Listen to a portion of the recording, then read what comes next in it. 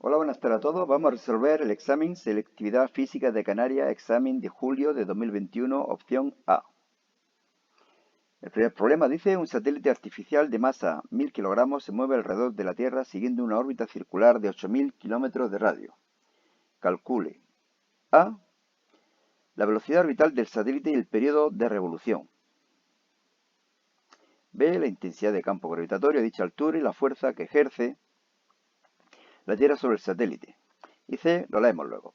Bueno, lo primero que hacemos, como siempre, es igualar estas dos fuerzas. Aunque ya digo que no son dos fuerzas, es una fuerza. Es la fuerza de atracción gravitatoria que hace de fuerza centrípeta. Por lo tanto, podemos igualar las expresiones de la fuerza gravitatoria con la expresión de la fuerza centrípeta. De ahí despejamos la velocidad orbital, obtenemos esta expresión que todos conocéis.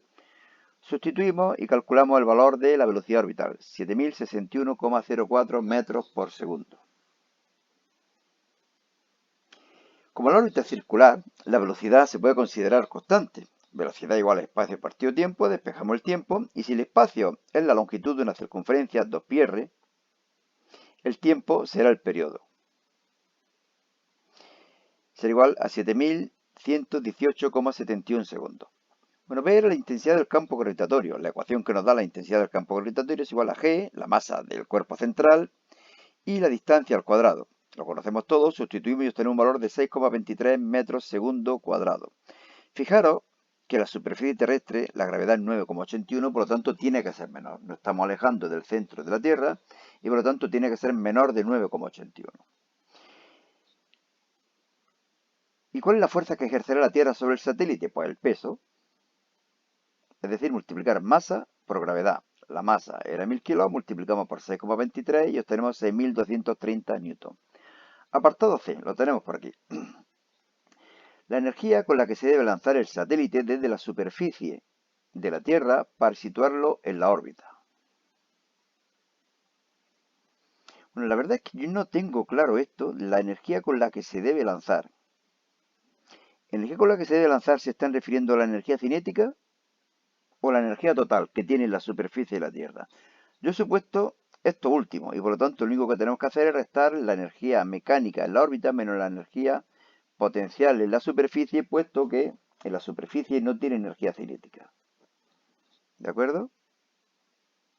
Y esto de aquí, vamos sustituyendo, conocemos la expresión de la energía mecánica, menos Gmm2R, sustituimos, calculamos y obtenemos un valor de 3,77 por 10 elevado a 10 julios.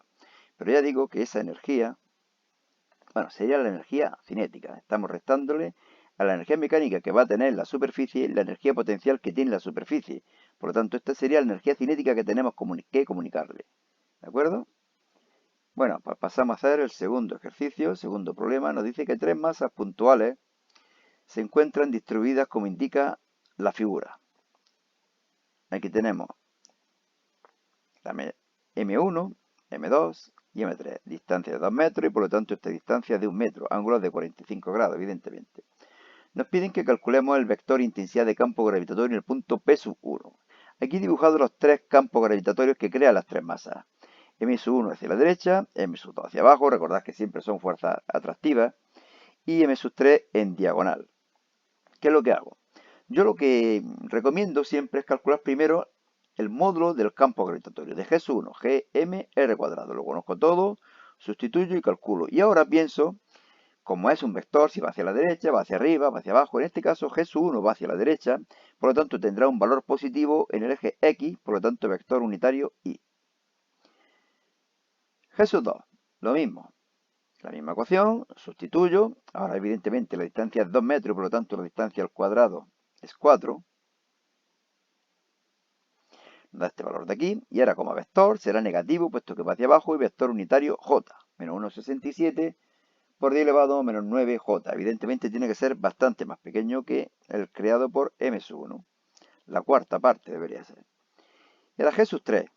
Lo calculamos. Lo mismo que antes. Nos da un valor de 4,17 por 10 elevado a menos 10. Fijaros que es más pequeño, puesto que la distancia es más grande. Además, M3 es más pequeña, tiene menos masa. 50 kilogramos. ¿Cuánto valdría G3X? Bueno, pues tenemos que multiplicar el valor absoluto de G3 por raíz cuadrada de 2 partido 2, puesto que este ángulo es 45 grados. ¿De acuerdo? Lo descomponemos horizontalmente y verticalmente. Multiplicamos por raíz de 2 partido 2 y obtenemos un valor de 2,95 por 10 elevado a menos 10 y newton kilogramo, puesto que la componente iría hacia abajo. Y también el mismo valor, pero negativo, J, puesto que va hacia abajo y hacia la derecha. G, ¿cuánto valdría el vector total? Pues la suma de las componentes horizontales y la suma de las componentes verticales. Aquí tenemos una componente horizontal, que le sumamos esta de aquí, y aquí tenemos una componente vertical, que le sumamos esta de aquí. Y obtenemos como solución final del apartado, fijaros que suelen ser muy pesados estos apartados.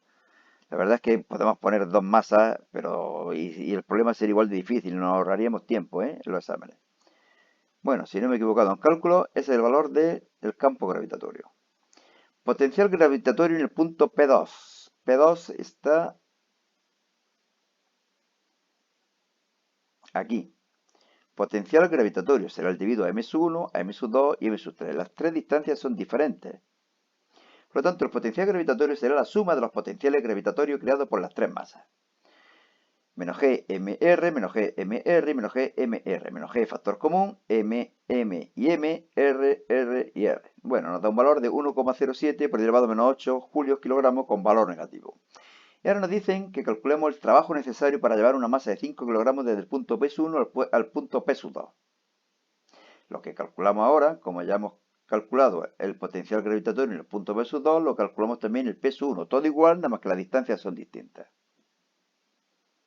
Y obtenemos este valor de aquí.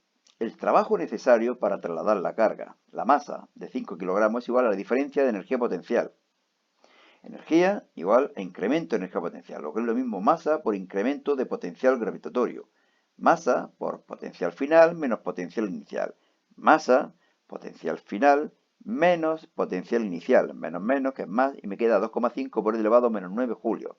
Es decir, tengo que realizar un trabajo. Tengo que comunicar energía. Si lo que me pidieran fuera el trabajo ejercido por el campo, sería el mismo, nada más que con signo contrario. Como aquí es positivo, aquí negativo. Y tenemos el trabajo. Tercer problema. Nos dice, un objeto es proyectado por una lente delgada sobre una pantalla situada a 3 metros de la lente. Es decir, que S' va a valer 3 metros. La imagen del objeto resulta ser 4 veces mayor que el del objeto. La imagen del objeto. La imagen del objeto resulta ser 4 veces mayor que el objeto. Yo creo que quedaría mejor el tamaño de la imagen es 4 veces mayor que el tamaño del objeto. Pero bueno. Y' partido de I igual a 4. Bueno, las lentes divergentes crean imágenes virtuales que no se pueden proyectar en una pantalla. Por lo tanto, deducimos que la lente es convergente. Y por ello, la lente es convergente. Casi nada, ¿no? Que la lente es convergente. Bueno, esto lo quito de aquí. La imagen es mayor, invertida y real. Vamos a calcular el apartado B. Dice, calcula la distancia objeto e imagen y la potencia de la lente. La distancia objeto es S, es decir, la distancia desde el objeto hasta la lente, que siempre va a ser negativa. La distancia imagen es desde la lente hasta la pantalla, S', que ya me lo han dado, 3 metros. Y la potencia de la lente, que es el inverso de la distancia focal. Bueno, I' partido S, me han dicho lo que vale, S' partido S, la única incógnita es S. Fijaros que si I' partido I vale 4, realmente lo que tenemos que poner es menos 4, puesto que aquí me están, bueno, vamos a ponerlo aquí un signo menos, porque yo creo que es más correcto. Nos están diciendo que el tamaño es 4 veces superior, pero puede ser invertido, como es en este caso, y por lo tanto I' partido I va a ser igual a menos 4. De aquí despejamos S menos 0,75, que como decíamos tiene que ser negativo. Y ahora ya puedo calcular el inverso de la distancia focal, o lo que es lo mismo, la potencia. 1 partido S' menos 1 partido S. Recordad que S' es la distancia imagen, S es la distancia objeto.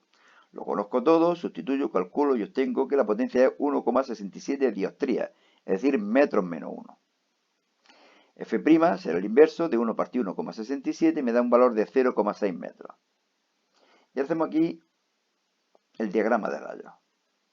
Que tenemos la distancia focal, que hemos dicho que era 0,6, ¿no? F' es 0,6 y S, fijaros que era 3 metros. Por lo tanto,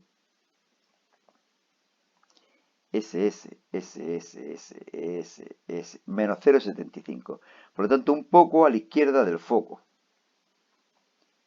Si esto es 0,6, esto será 0,75, esto también será 0,6, y fijaros que el tamaño de la imagen es 4 veces superior al del objeto, pero invertido, y por lo tanto, y' a partir de ahí, menos 4.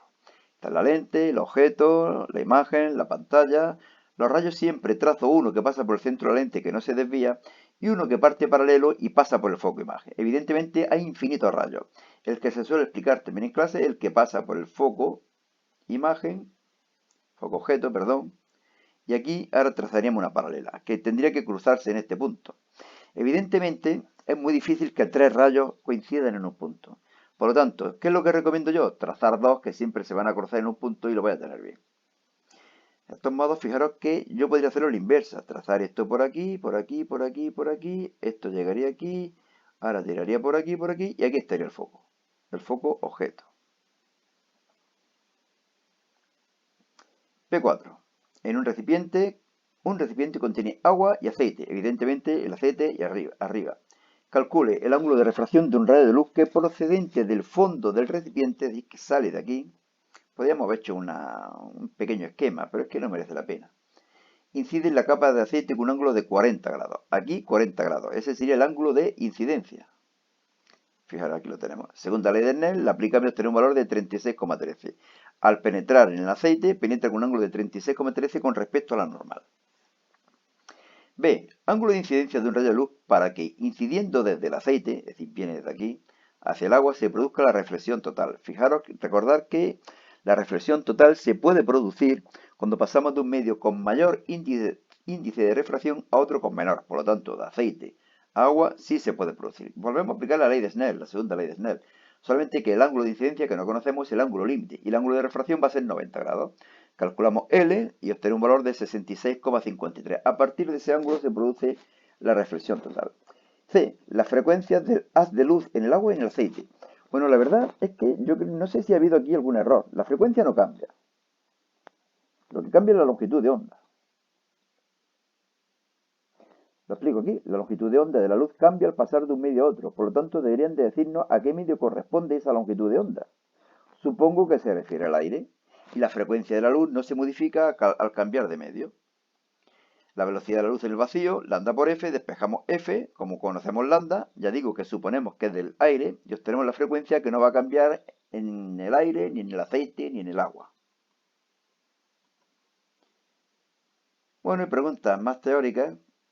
Dice la primera, un cohete tiene una longitud, bueno, aquí un problemilla de relatividad, de 100 metros cuando es observado en reposo.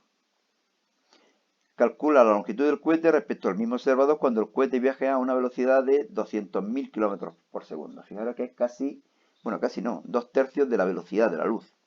Esta ecuación la conocéis, que nos da la contracción de la longitud debido a la velocidad. Este gamma es el factor de Lorentz.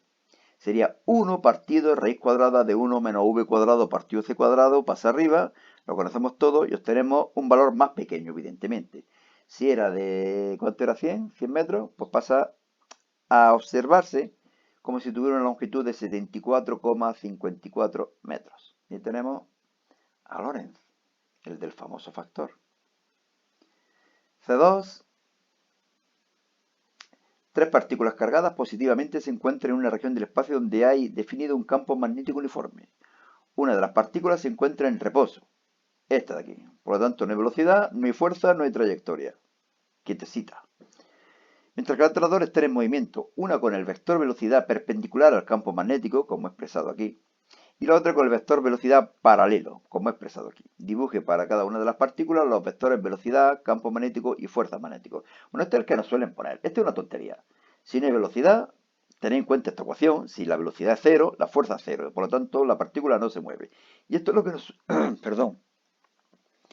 lo que nos suelen poner. Velocidad perpendicular al campo magnético.